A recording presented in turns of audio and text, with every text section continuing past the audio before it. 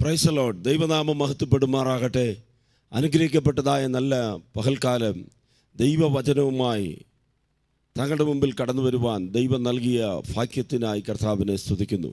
ലോകത്തിൻ്റെ വിവിധ ഭാഗങ്ങളിലായിരുന്ന ദൈവശബ്ദം കേൾക്കുന്ന എല്ലാ പ്രിയപ്പെട്ടവർക്കും വേഗം വരുന്ന കർത്താവായ യേശുവിൻ്റെ നാമത്തിൽ സ്നേഹവന്ദനങ്ങളെ അറിയിക്കുന്നു.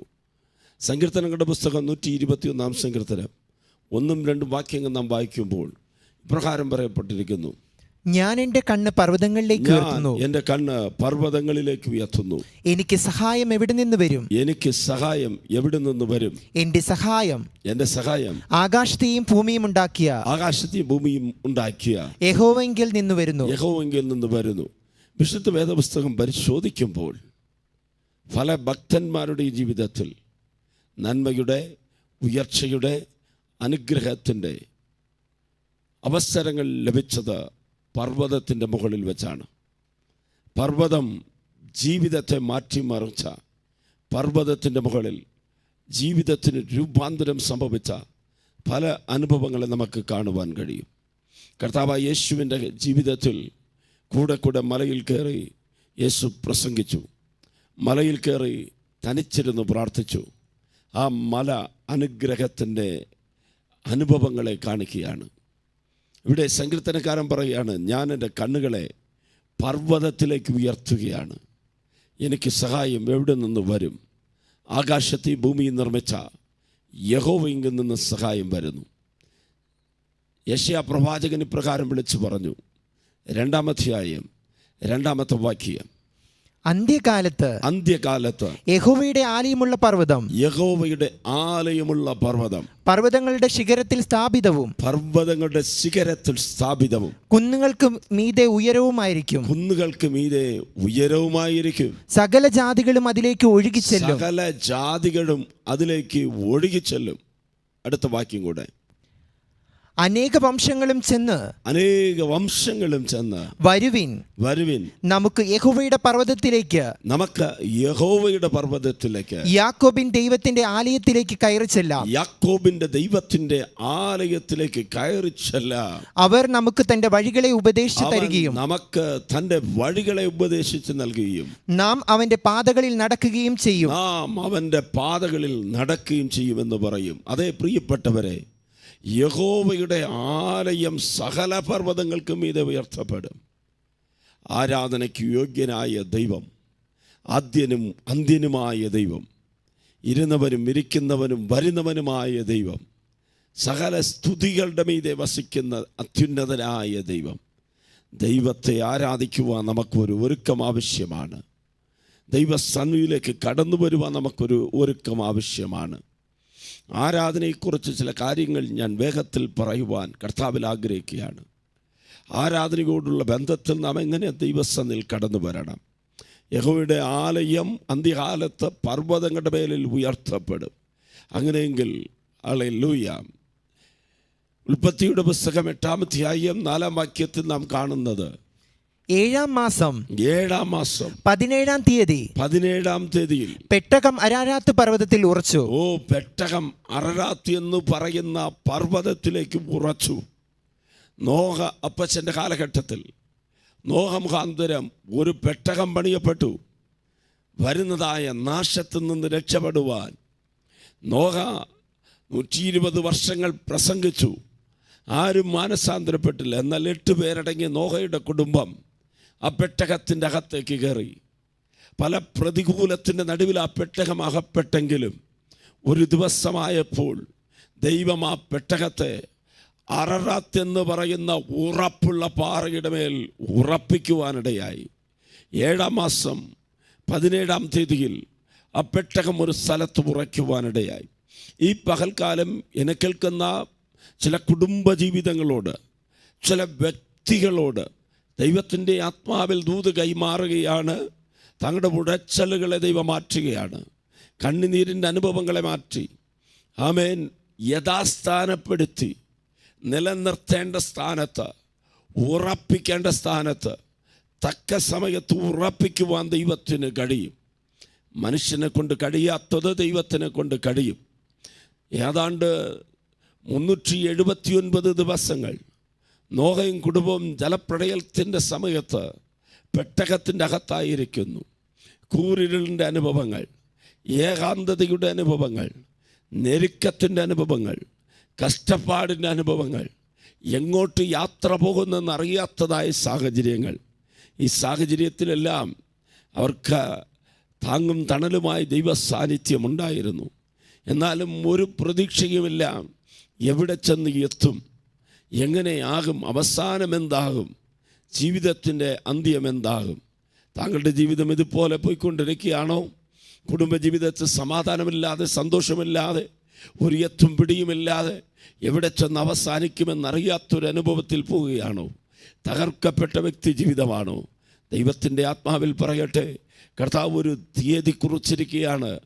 7-ാം മാസം 17-ാം തീയതിയിലെ പെട്ടകം അററാത്ത് എന്ന പർവ്വതത്തിൽ പോയി നിന്നതുപോലെ അന്ന് ലോകത്തിലുണ്ടായിരുന്ന സകല പർവ്വതങ്ങൾക്കും മീതെ ആ പർവ്വതമായിരുന്നു. ആ പർവ്വതത്തിൽ കൊണ്ടുപോയി കർത്താവ് പെട്ടകത്തെ ഉറപ്പിച്ചു.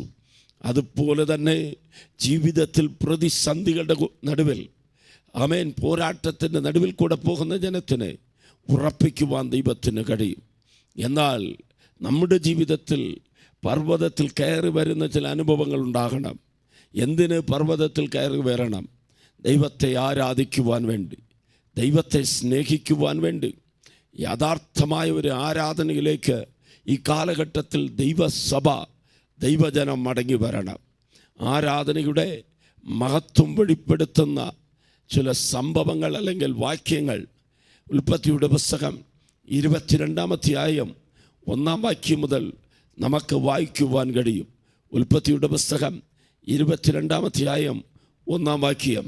അതിന്റെ ശേഷം ദൈവം അബ്രഹാമിനെ പരീക്ഷിച്ചത് എങ്ങനെ എന്നാൽ, അബ്രഹാമേ എന്ന് വിളിച്ചതിന് ഞാൻ ഇതാ എന്ന് അവൻ പറഞ്ഞു. 2-ാം വാക്യം.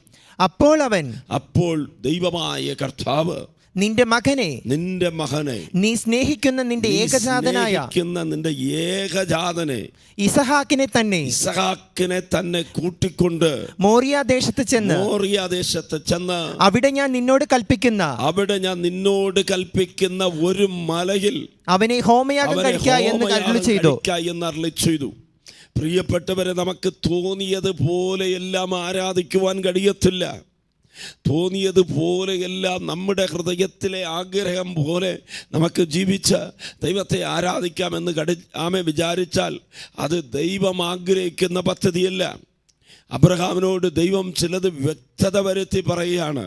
നീ സ്നേഹിക്കുന്ന നിന്റെ ഏകജാതനായ ഇസഹാക്കിനെ തന്നെ കൂട്ടിക്കൊണ്ട് ഞാൻ കാണിക്കാനിരിക്കുന്ന മോറിയ മലയിലെ ഒരു പർവ്വതത്തിൽ ചെന്ന് ആരാധിക്കണം. അങ്ങനെയെങ്കിൽ ആരാധനയ്ക്ക് വേണ്ടി ദൈവം നമുക്ക് നിയമിച്ചിരിക്കുന്ന ഒരു സ്ഥലമുണ്ട്. ദൈവം ആ ആരാധനയിൽ പ്രതീക്ഷിക്കുന്ന ചില കാര്യങ്ങളുണ്ട്. ദൈവം ആ ആരാധനയിൽ പ്രസാദിക്കണമെങ്കിൽ നാം ചെയ്യേണ്ടതായ ചില ഒരുക്കങ്ങളുണ്ട്. അതെ, ദൈവം ആരാധന ഇഷ്ടപ്പെടുന്നു. ദൈവം ആരാധന ഇഷ്ടപ്പെട്ടത് കൊണ്ടാണ് തനിക്കും ആരാധിക്കുവാൻ ഒരു കൂട്ടം ജനം വേണമെന്ന് സാത്താനും ചിന്തിച്ചത്. സാത്താൻ ആരാധനയെ ആഗ്രഹിച്ചതുകൊണ്ട് ഒരു വലിയ ദൂതന്മാരുടെ സംഖ്യത്തെ അവൻ തനിക്ക് ബോധിച്ചവരായി മാറ്റി. അവൻ അതിന് നേതൃത്വം കൊടുക്കുന്നവനായി മാറി. അവർ തള്ളപ്പെട്ടവരായി മാറ്റപ്പെട്ടു. അവർ ഇന്നും ഓരോ മുക്കിലും മൂലയിലും എന്തിൻ്റെയൊക്കെയോ പേരിൽ ആരാധന അവർ ഇഷ്ടപ്പെടുന്നു. മനുഷ്യനെ ആരാധിക്കുവാൻ പ്രേരിപ്പിച്ചു, പ്രകൃതിയെ ആരാധിക്കുവാൻ പ്രേരിപ്പിച്ചു, കാണുന്നതെയും ദൈവമില്ലാത്ത പലതിനെയും ആരാധിക്കുവാൻ പ്രേരിപ്പിച്ച പൈശാചിക ശക്തികൾ ഈ ലോകത്തിലുണ്ട്. എന്നാൽ ദൈവവചനം പറയുന്നു, കർത്താവായ യേശു പറഞ്ഞു, നിന്റെ ദൈവമായ യഹോവയെ പൂർണ്ണ ഹൃദയത്തോടും പൂർണ്ണ ശക്തിയോടും പൂർണ്ണ ആത്മാവോടും ആരാധിക്കണം.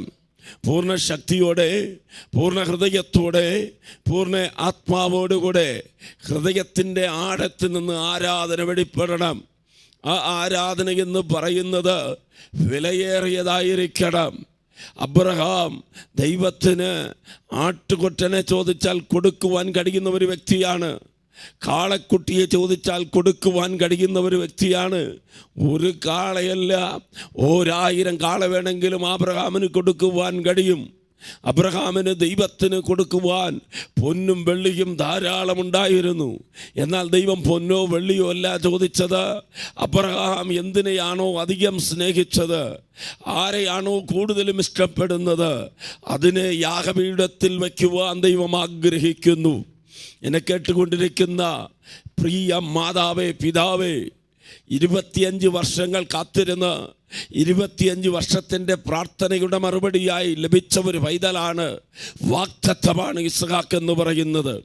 ആ ഇസ്ഹാക്കിനെ ദൈവം ചോദിക്കുമ്പോൾ അബ്രഹാമിന് കൊടുക്കുവാൻ മടിയുണ്ടായില്ല. കാരണം അബ്രഹാമിന് അറിയാം, ഈ മകനെ നൽകിയത് ദൈവമാണ്, ഈ സമ്പത്ത് നൽകിയത് ദൈവമാണ്, ഈ ജോലി നൽകിയത് ദൈവമാണ്, ഈ ആരോഗ്യം നൽകിയത് ദൈവമാണ്. ഊർ എന്ന കൽദയന്മാരുടെ പട്ടണത്തിൽ നിന്ന് എന്നെ വിളിച്ച് വേർതിരിച്ച് അവൻ ഭൃതൃഭവനത്തിൽ നിന്ന് കൊണ്ടുവന്ന ദൈവം ഇത്രത്തോളം നടത്തിയെങ്കിൽ എനിക്കിനിയും നടത്തുവാൻ ശക്തനെന്ന് ദൈവത്തിൽ വിശ്വസിച്ചു. പ്രിയപ്പെട്ടവരെ, അനുഗ്രഹങ്ങൾ, നന്മകൾ വരുമ്പോൾ, വാഗ്ദത്തങ്ങൾ നിവർത്തീകരിക്കപ്പെടുമ്പോൾ അതൊന്നും നമ്മുടെ ദൈവമാകരുത്. അത് ദൈവത്തിന് കൊടുക്കേണ്ട സ്ഥലം, ദൈവത്തിന് കൊടുക്കേണ്ട സ്ഥാനം, ദൈവത്തിന് കൊടുക്കേണ്ട സമയം അപഹരിക്കരുത്. ജോലിയേക്കാൾ ജോലി തന്നവൻ വലിയവനാണ്. മക്കളെക്കാൾ മക്കളെ നൽകിയവൻ വലിയവനാണ്. ഭാര്യയേക്കാൾ, ഭർത്താവിനേക്കാൾ, അപ്പനേക്കാൾ, അമ്മയേക്കാൾ, ഈ ലോകത്തിലെ ധനത്തിനേക്കാൾ, സകലത്തിനേക്കാൾ അതിനെ നമുക്ക് ദാനമായി നൽകിയ ദൈവം വലിയവനാണ്. ദൈവത്തെ എപ്പോഴും ആരാധിക്കുവാൻ, ഏത് സമയത്തും ദൈവത്തെ സ്തുതിക്കുവാൻ, യാമൻ പൂർണ്ണ ഹൃദയത്തോട് ദൈവത്തോടു കൂടെ അടുത്ത് നടക്കുവാൻ നമുക്ക് നല്ലൊരു ഹൃദയം ദൈവം നൽകുമാറാകട്ടെ. പെറുപെറുപ്പില്ലാതെ, സംശയം കൂടാതെ പൂർണ്ണ ഹൃദയത്തോട് ദൈവത്തെ ആരാധിക്കണം. ദൈവത്തിൻ്റെ കൽപ്പനയാണ്, നീ സ്നേഹിക്കുന്ന നിന്റെ ഏകജാതനായ ഇസ്ഹാക്കിനെ തന്നെ നീ എനിക്ക് വേണ്ടി യാഗമായി അർപ്പിക്കണം. 3-ാം വാക്യം ഇപ്രകാരം പറയുന്നു, അബ്രഹാം അതികാലത്തെ എഴുന്നേറ്റു, കഴുതയ്ക്ക് കോപ്പിട്ട് കെട്ടി, ബാല്യക്കാരിൽ രണ്ടുപേരെയും തന്റെ മകൻ ഇസ്ഹാക്കിനെയും കൂട്ടി ഹോമയാഗത്തിന് വിറക് കീറിയെടുത്തും കൊണ്ട് പുറപ്പെട്ടു. എന്നെ കേൾക്കുന്ന പ്രിയപ്പെട്ടവരെ, ഈ പകൽക്കാലം ആരാധനയ്ക്ക് മുൻപിൽ ചെയ്യേണ്ട ചില ക്രമീകരണങ്ങളുണ്ട്. അതികാലത്ത് എഴുന്നേൽക്കുക, ബാല്യക്കാരെ കൂട്ടുക, മകനെ വിളിച്ച് ഉണർത്തുക, ആമേൻ, യാഗത്തിന് ആവശ്യമായതെല്ലാം ഒരുക്കുക, വിറക് കീറുക. ഇത് ഒരു ആത്മീകമായ മർമ്മം ഇതിൻ്റെ അകത്തുണ്ട്.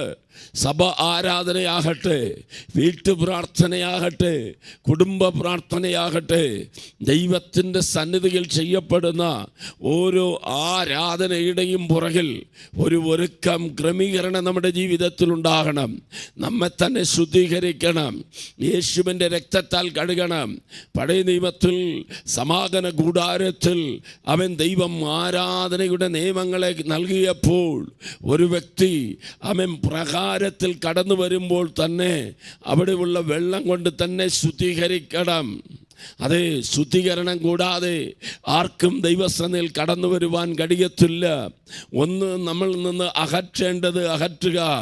ഹൃദയത്തിൽ നിന്ന് അകറ്റേണ്ട പിണക്കം, വൈരാഗ്യം, കോപം, ചാഷ്ട്യം, ആമേൻ എന്ന് വേണ്ട, ആമേൻ, സകല ദുർഗുണങ്ങളെയും വിട്ട് മാനസാന്തരപ്പെട്ടിട്ട് ഒരു അവൻ താഴ്മയുള്ള ഹൃദയത്തോടുകൂടെ, വിനയമുള്ള ഹൃദയത്തോടുകൂടെ ദൈവസന്നിധിയിലേക്ക് കടന്നു വരിക. അവൻ 2 പേർ പ്രാർത്ഥിക്കുവാൻ വേണ്ടി ദേവാലയത്തിലേക്ക് വന്നു. ഒരുവൻ പരിസേയൻ, മറ്റൊരുത്തൻ ചുങ്കക്കാരൻ. പരിസേയൻ നിന്നിട്ട് ഇപ്രകാരം പ്രാർത്ഥിച്ചു, ആഴ്ചവട്ടത്തിൽ 2 ദിവസം ഞാൻ ഉപവസിക്കുന്നു, എൻ്റെ സമ്പാദ്യത്തിലെല്ലാം ദശാംശം ഞാൻ കൊടുക്കുന്നു. ആമേൻ, കർത്താവേ, ഞാൻ നല്ലവനെന്നുള്ള ചിന്താഗതിയിൽ പ്രാർത്ഥിക്കുകയും തൻ്റെ അടുത്ത് നിൽക്കുന്ന ചുങ്കക്കാരനെ കുറിച്ച് പറഞ്ഞു, ഈ പാവിയെ പോലെ ഞാൻ ഇല്ലാത്തത് കൊണ്ട് അങ്ങേ സ്തുതിക്കുന്നു. എന്നാൽ ചുങ്കക്കാരൻ അങ്ങനെയല്ല. ദൈവസന്നിധിയിലേക്ക് കടന്നു വരുമ്പോൾ തൻ്റെ കുറവുകൾ അവൻ്റെ മനസ്സിൽ വന്നതുകൊണ്ട് സ്വർഗത്തിലേക്ക് കണ്ണുകളെ ഉയർത്തുവാൻ തുണിയാതെ അവൻ ഇപ്രകാരം പറഞ്ഞു, കർത്താവേ, പാപിയായ എന്നോട് കൃപ തോന്നണമേ. യേശു ഇപ്രകാരം പറഞ്ഞു. ഈ രണ്ടുപേരിൽ ആ ചുങ്കക്കാരനാണ് ദൈവത്തെ പ്രസാദിപ്പിച്ചത്. അങ്ങനെയെങ്കിൽ ദൈവസന്നിധിയിൽ വരുമ്പോൾ കടുംപിടുത്തങ്ങൾ വേണ്ട. നമ്മുടെ കുറവുകളെ മനസ്സിലാക്കി നമ്മെ നിർമ്മിച്ചവനായ യഹോവയ്ക്ക് മുൻപിൽ നമസ്കരിക്കുന്ന അനുഭവത്തോട്, താഴ്മയോട്, വിനയത്തോട് നാം കടന്നു വരിക. ആമേൻ. രണ്ടാമത്തെ ക്രമീകരണം എന്ന് പറയുന്നത് ദൈവം കാണിച്ച സ്ഥലത്തേക്ക് യാത്ര ചെയ്യണം.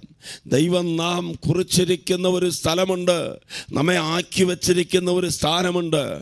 ഏത് സഭയിൽ താങ്കളെ ദൈവം നട്ടുവച്ചിരിക്കുന്നു അവിടെ നിന്ന് ഫലം കായ്ക്കുക. എവിടെ നിങ്ങൾ പ്രയോജനപ്പെടണമെന്ന് ദൈവം ആഗ്രഹിക്കുന്നു അവിടെ നിൽക്കുക. ഹഡ്സൺ ടൈലർ എന്ന് പറഞ്ഞ ശക്തനായ മിഷണറി ചൈനാദേശത്തിൽ ദൈവത്തിൻ്റെ വേല ചെയ്തുകൊണ്ടിരിക്കുമ്പോൾ അദ്ദേഹം തൻ്റെ അനുഭവത്തിൽ നിന്ന് ഒരു വാക്യം ഇപ്രകാരം പറയുവാനിടയായി: God's man is doing God's work in God's place, never lacks God's support. അതായത് ദൈവത്തിൻ്റെ മനുഷ്യൻ ദൈവം തന്നെ ആക്കി വച്ചിരിക്കുന്ന സ്ഥലത്ത് ദൈവത്തിൻ്റെ വേല ചെയ്യുന്നുണ്ടെങ്കിൽ അവന് ദൈവികമായ സംരക്ഷണമില്ലാതെ പോകത്തില്ല. അതേ പ്രിയപ്പെട്ടവരെ, നാം ആരാധിക്കുന്നത് തോന്നിയതുപോലെ എല്ലാം ആരാധിക്കരുത്. നമുക്കിഷ്ടമുള്ള സ്ഥലത്തെല്ലാം പോയി ആരാധിക്കാമെന്ന് ചിന്തിക്കരുത്. ദൈവം നമ്മെക്കുറിച്ച് ആഗ്രഹിക്കുന്ന, നമുക്ക് വേണ്ടി ഒരുക്കി വച്ചിരിക്കുന്ന ഒരു മോറിയ പർവ്വതം എന്നതുപോലെ ഒരു സഭ ഉണ്ട്. താങ്കളെ ആക്കി വച്ചിരിക്കുന്ന സഭയിൽ നിൽക്കുക ഉറപ്പോടുകൂടെ. ഒരിക്കൽ കൂടെ പറയട്ടെ, ഈ പകൽക്കാലം ശക്തമായി ആരോടൊക്കെയോ ദൈവത്തിൻ്റെ ആത്മാവ് ശക്തമായ ഒരു ഉപദേശം നൽകിയാണ്. താങ്കളെ രക്ഷിച്ച, താങ്കളെ ആമേൻ സ്നാനത്തിലേക്ക് നയിച്ച, താങ്കൾക്ക് ദൈവവചനം പഠിപ്പിച്ചു തന്ന, ആമേൻ താങ്കളെ ആമേൻ അനുഗ്രഹിക്കുവാൻ ദൈവം നിയമിച്ച ഒരു സ്ഥലമുണ്ട്. ആ സ്ഥലത്ത് തന്നെ ഉറച്ചു നിൽക്കുക. ചിലർ കഷ്ടതയുള്ള കാലഘട്ടങ്ങളിൽ ആമേൻ ചില ദൈവദാസന്മാരുടെ കീഴിൽ ഉറപ്പോടുകൂടെ ഇരിക്കും. അനുഗ്രഹങ്ങളെല്ലാം വന്ന ഉടനെ ആമേൻ അവർക്ക് അവിടെ നിൽക്കുവാൻ കഴിയത്തില്ല. ആഡംബര മോഹങ്ങൾ വന്നപ്പോൾ തോന്നിയതുപോലെ വലിയ സഭകളെ നോക്കി ഓടുകയാണ്. ഇല്ല, താങ്കളെ എവിടെ ദൈവം നട്ടുവച്ചിരിക്കുന്നു, നട്ടയിടത്ത് നിന്ന് ഫലം കായ്ക്കണമെന്ന് ഈ പകൽക്കാലം ദൈവത്തിൻ്റെ ആത്മാവിൽ ദൂതായി വിളിച്ച് പറയുകയാണ്. അങ്ങനെ നിന്നാൽ മാത്രമേ നമ്മുടെ തലമുറകൾ അനുഗ്രഹിക്കപ്പെടത്തുള്ളൂ. അബ്രഹാമിൻ്റെ തലമുറയായി ഇസഹാക്ക് അനുഗ്രഹിക്കപ്പെട്ടു. എന്നാൽ ലോത്തിൻ്റെ തലമുറ അനുഗ്രഹിക്കപ്പെട്ടില്ല. കാരണം എന്താണ്? ലോത്തിനോട് ദൈവത്തിൻ്റെ ദൂതൻ വന്നിട്ട് പറഞ്ഞു, ഈ ഭൂമിയിൽ എവിടെയും നിൽക്കരുത്, അതായത് ഈ സമഭൂമിയിൽ എവിടെയും നിൽക്കരുത്, നീ മലയിലേക്ക് ഓടിപ്പോകുക. നീ രക്ഷപ്പെടണമെങ്കിൽ നീയും നിൻ്റെ ഭാര്യയും 2 മക്കളും കൂടെ മലയിൽ പോയി പാർക്കണം. എന്നാൽ ലോത്ത് ദൂതനോട് പറയുകയാണ്, എനിക്ക് അവിടെ വരെ പോകുവാനുള്ള ആരോഗ്യമില്ല. ഏതാണ്ട് 113 വയസ്സ് പ്രായമുള്ള, അല്ലെങ്കിൽ 115ഓളം വയസ്സ് പ്രായമുള്ള അബ്രഹാം മകനെയും കൂട്ടി മോറിയ പർവ്വതത്തിലേക്ക് നടന്നുപോയി. എന്നാൽ അത്രയും പ്രായമില്ലാത്ത ലോത്ത് പറയുകയാണ്, എനിക്ക് പ്രായമായി, എനിക്ക് നടക്കുവാൻ കഴിയത്തില്ല. അതേ, അടുത്തൊരു സോപ്പാറുണ്ട്, അവിടെ പോയി ഞാൻ പാർക്കാമെന്ന് പറഞ്ഞു. അതുകൊണ്ട് ലോത്തിൻ്റെ ജീവിതത്തിൽ 3 നഷ്ടങ്ങൾ സംഭവിച്ചു. ഒന്ന്, വഴിയിൽ വച്ച് തന്നെ ഭാര്യ ഉപ്പുത്തൂണായി മാറി. 2, ആമേൻ അവളുടെ മൂത്ത മകളിൽ നിന്ന് ശപിക്കപ്പെട്ട സന്തതി ജനിച്ചു. 2, മൂന്നാമത് ഹല്ലേലൂയ, രണ്ടാമത്തെ മകളിൽ നിന്നും ആമേൻ ശപിക്കപ്പെട്ട സന്തതി ജനിച്ചു. കാരണം എന്താ? തലമുറ നിൽക്കാതെ പോയത്, തലമുറയെ നേടുവാൻ കഴിയാതെ പോയത്, ദൈവം ആക്കി വെച്ച സ്ഥലത്ത് നിൽക്കുവാൻ കഴിഞ്ഞില്ല. യോർദാനെ കണ്ടപ്പോൾ, യോർദാൻ്റെ അരികിലുള്ള ദേശത്തെ എല്ലാം കണ്ടപ്പോൾ ലോത്തിനും മനസ്സിലായി അത് ഏതേൻ തോട്ടത്തെ പോലെ ഇരിക്കുന്നെന്ന്. എന്നാൽ ഏതേൻ തോട്ടമല്ല, അവൻ്റെ ഹൃദയത്തിലെ ചിന്തയാണ്. എന്നെ കേൾക്കുന്ന ദൈവമക്കളോട് ദൈവാത്മാവിൽ പറയട്ടെ, ആമേൻ, ഇവിടെ നിന്ന് മറ്റു സ്ഥലങ്ങളെ നോക്കുമ്പോൾ, മറ്റുള്ളവരെ കാണുമ്പോൾ ആമേൻ അത് നല്ലതുപോലെ തോന്നും. എന്നാൽ ദൈവഹിതമില്ലാതെ, ആമേൻ അനുവാദമില്ലാതെ നിൽക്കുന്ന സ്ഥലത്ത് നിന്ന്, ദൈവമാക്കി വച്ചിരിക്കുന്ന സ്ഥാനത്ത് നിന്ന് മറ്റൊരിടത്തേക്ക് പോകുവാൻ തുനിയരുത്. ദൈവമാക്കി വച്ചിരിക്കുന്ന സ്ഥാനത്ത് തന്നെ നിൽക്കുക. ആമേൻ. ദാവീദും ശൗലിനെയും കുറിച്ച് വേദപുസ്തകത്തിൽ നമുക്ക് കാണുവാൻ കഴിയും. ശൗലിന് ഏറ്റവും നല്ല ഒരു മകൻ ഉണ്ടായിരുന്നു. അവൻ്റെ പേര് ജോനഥാൻ. അനുഗ്രഹിക്കപ്പെട്ട ഒരു മകൻ, നല്ല സൽഗുണശാലിയായ ഒരു മകൻ, ദൈവമക്കളെ ആദരിക്കുന്ന മകൻ, ദൈവത്തിനു വേണ്ടി നിൽക്കുന്ന ഒരു മകൻ. എന്നാൽ അപ്പനോടൊപ്പം യുദ്ധത്തിൽ അവൻ പെട്ടുപോയി. കാരണം എന്തെന്നറിയാമോ? ഒരു ശമൂവേലാണ് ശൗലിനെ അഭിഷേകം ചെയ്തത്. ശമൂവേൽ എന്ന പ്രവാചകൻ അപ്പനായിരുന്നു. ശമൂവേൽ എന്ന പ്രവാചകൻ ആമേൻ ശൗലിന് പ്രവാചകനായിരുന്നു. ഒന്നുമില്ലാതെ കഴുത അന്വേഷിച്ച് വന്നതായ ശൗലിനെ ദേശത്തിൻ്റെ മേൽ രാജാവാക്കുവാൻ അവൻ്റെ ഹൃദയം അത്രയ്ക്ക് സന്തോഷമുള്ളതായിരുന്നു. എന്നാൽ ഒന്നുമില്ലാത്ത അല്പനായ ശൗൽ രാജാവായതിനു ശേഷം തന്നെ നടത്തിയ, തന്നെ ശുശ്രൂഷിച്ച, തന്നെ ആ സ്ഥാനത്തിലേക്ക് കൊണ്ടുവരുവാൻ ദൈവത്താൽ ഉപയോഗിക്കപ്പെട്ട ശൗലിനെ മറന്നു എന്ന് പറയുന്നതിനേക്കാൾ ശമൂവേലിൻ്റെ വാക്കിന് അനുസരിച്ചില്ല. ശമൂവേൽ വരുന്നത് വരെ കാത്തു നിന്നില്ല, തുനിഞ്ഞ് യാഗം ചെയ്യുവാൻ തുടങ്ങി. ആമേൻ. പ്രിയപ്പെട്ടവരെ, ആക്കി വെച്ച സ്ഥാനത്ത് നിൽക്കാത്ത ശൗലിൻ്റെ സന്തതികൾ ഒന്നും ഗുണം പിടിച്ചില്ല. സകലതും ആമേൻ പട്ടുപോകുവാനിടയായി. എന്നാൽ മരിക്കുന്നത് വരെ തന്നെ നിയമിച്ച, തനിക്ക് വേണ്ടി ഉത്തരവാദിത്വം ചെയ്യുന്ന അഭിഷിക്തന്മാരെ ആദരിക്കുകയും ആമേൻ ദൈവജനത്തെ ആദരിക്കുകയും ചെയ്ത ദാവീദിൻ്റെ തലമുറയെ ദൈവം അനുഗ്രഹിക്കുവാനിടയായി. നമ്മുടെ തലമുറ നഷ്ടപ്പെട്ടു പോകാതിരിക്കണമെങ്കിൽ നമ്മെക്കുറിച്ച് ദൈവം ആഗ്രഹിക്കുന്ന സ്ഥലത്ത്, ദൈവമാക്കി വെച്ചിരിക്കുന്ന സ്ഥാനത്ത് നാം ആരാധിക്കണം. അബ്രഹാം അതികാലത്ത് എഴുന്നേറ്റു, മകനെ കൂട്ടി സകലതും ക്രമീകരിച്ചു. ഒന്ന് ചിന്തിച്ച് നോക്കിക്കേ, അബ്രഹാം എല്ലാം റെഡിയാക്കിയെങ്കിലും ദൈവം കാണിച്ച മോറിയ പർവ്വതത്തിന് പോകുന്നതിന് പകരം സീനായ് പർവ്വതത്തിലാണ് പോയതെങ്കിൽ, ദൈവം കാണിച്ച മോറിയ പർവ്വതത്തിൽ പോകുന്നതിന് പകരം അററാത്ത് പർവ്വതത്തിൽ പോയിരുന്നെങ്കിൽ, ദൈവം കാണിച്ച മോറിയ പർവ്വതത്തിൽ പോകുന്നതിന് പകരം ആമേൻ വേറൊരു പർവ്വതത്തിൽ പോയിരുന്നെങ്കിൽ, ആമേൻ ഭംഗിയുള്ള പർവ്വതമായിരിക്കാം, ആമേൻ കൂട്ടമുള്ള പർവ്വതമായിരിക്കാം, ചിലപ്പോൾ കർമ്മേൽ പർവ്വതത്തെ പോലെ തീയിറങ്ങുന്ന പർവ്വതമായിരിക്കാം. എന്ത് വേണ്ട, ഏതും തന്നെ ആകട്ടെ, ഏതും ഒരു പേര് നിങ്ങൾ ഇടുക. ആ പർവ്വതത്തിൽ പോയിരുന്നെങ്കിൽ അബ്രഹാം തലമുറ നഷ്ടപ്പെട്ടവനായി മടങ്ങി വന്നേനെ. ആർക്കെങ്കിലും മനസ്സിലാകുന്നുണ്ടോ? നിങ്ങളുടെ തലമുറ നഷ്ടപ്പെട്ടു പോകരുത്.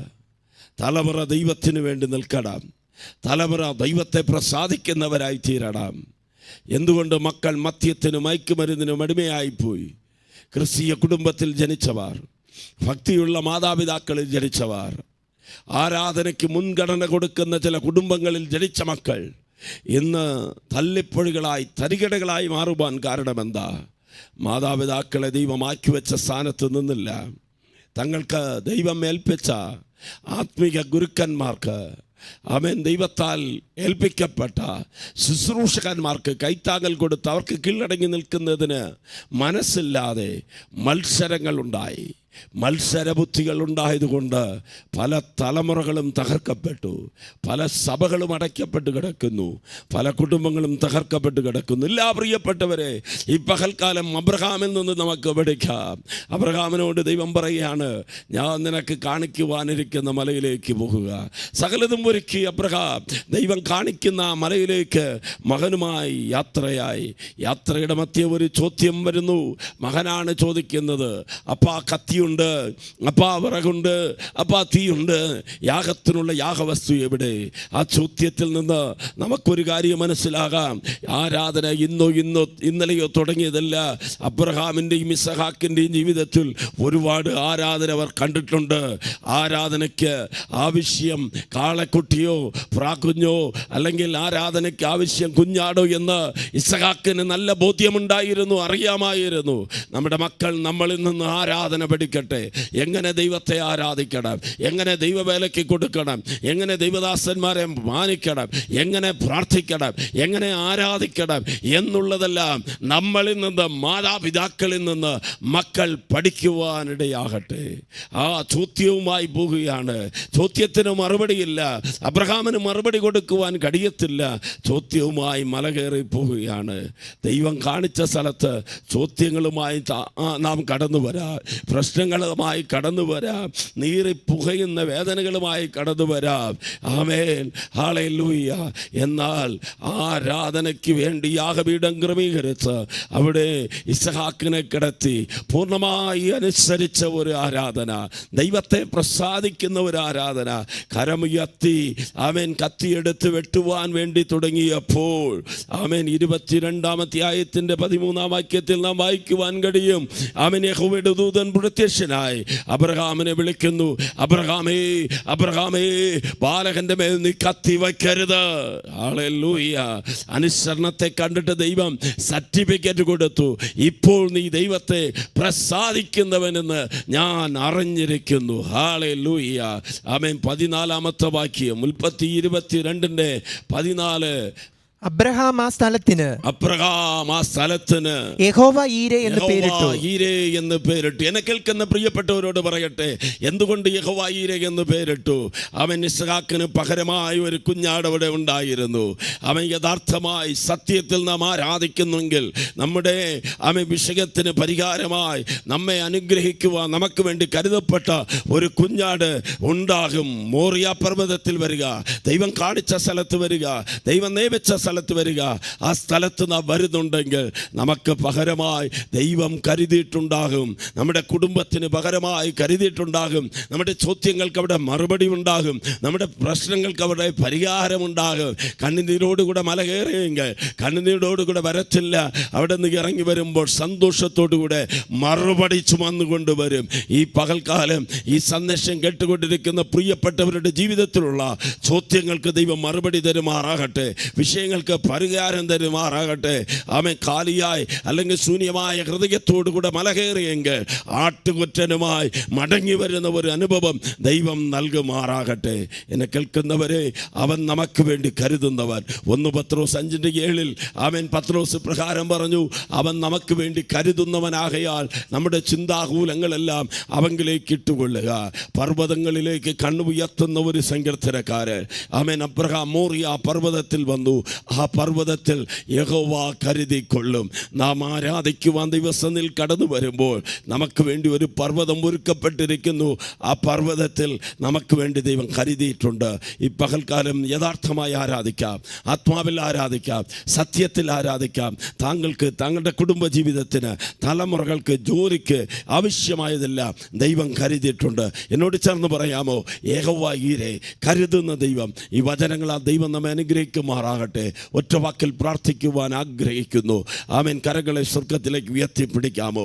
സത്യമായ ഒരു ആരാധനയിലേക്ക്, യഥാർത്ഥമായ ഒരു ആരാധനയിലേക്ക്, ദൈവഭയമുള്ള ഒരു ആരാധനയിലേക്ക് മടങ്ങി വരാം. ഞങ്ങളെ സ്നേഹിക്കുന്ന സ്വർഗസ്ഥനായ പിതാവേ, സന്ദേശം കേട്ടുകൊണ്ടിരിക്കുന്ന മാതാപിതാക്കൾ, സഹോദരികൾ, സഹോദരങ്ങൾ, യൗവനക്കാർ, ഓരോ പ്രിയപ്പെട്ടവരെയും അനുഗ്രഹിക്കണം. ആത്മാവിലുള്ള ഒരു ആരാധന, സത്യത്തിലുള്ള ഒരു ആരാധന, പൂർണ്ണ ഹൃദയത്തിലുള്ള ഒരു ആരാധന, വിലയേറിയതെ കൊടുത്തുള്ള ആരാധന, ദൈവം കാണിച്ചിരിക്കുന്ന സ്ഥലത്ത് ചെയ്യുന്ന ആരാധന, ദൈവത്തിൻ്റെ ദാസന്മാരെ ബഹുമാനിച്ച് നിയമം ആമേൻ അനുസരിക്കുന്ന ഒരു ആരാധന ചെയ്യുവാൻ, അബ്രഹാമിനെ പോലെ ഇസഹാക്കിനെ പോലെ ആരാധിക്കുവാൻ ഞങ്ങളെ സഹായിക്കണമേ. അബ്രഹാമിൻ്റെ ചോദ്യങ്ങൾക്ക് മറുപടി നൽകിയ ദൈവം അബ്രഹാമിന് വേണ്ടി കരുതിയതുപോലെ ഞങ്ങൾക്ക് വേണ്ടി കരുതണം. ഈ സന്ദേശം കേൾക്കുന്ന ഓരോ ജീവിതങ്ങളെയും അനുഗ്രഹിച്ചാട്ടെ. കടഭാരങ്ങൾ മാറട്ടെ, ബുദ്ധിമുട്ടുകൾ മാറട്ടെ, സാമ്പത്തിക ഞെരുക്കങ്ങൾ മാറട്ടെ, അടഞ്ഞ വഴികൾ തുറക്കപ്പെടുമാറാകട്ടെ.